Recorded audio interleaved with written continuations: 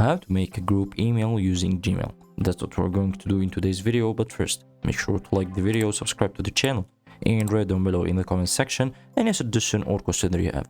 Also, make sure to watch our previous videos and tutorials. We have playlists for many apps, and let's get started. If you don't know the normal way to compose and send an email, let's click on compose here and type here an email that you want to send to, and then send to this email by clicking on the send button here. But what if you have a group on contacts, on Google Contacts, and want to send them a same email?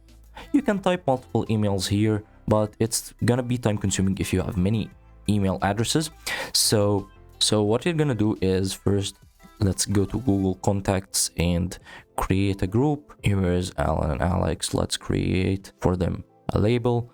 Here in Google, they're called labels, so we're gonna create label by them and click on like group E and add them here to manage labels and choose them in group E and click on apply. Now you added Alan and Alex to a label.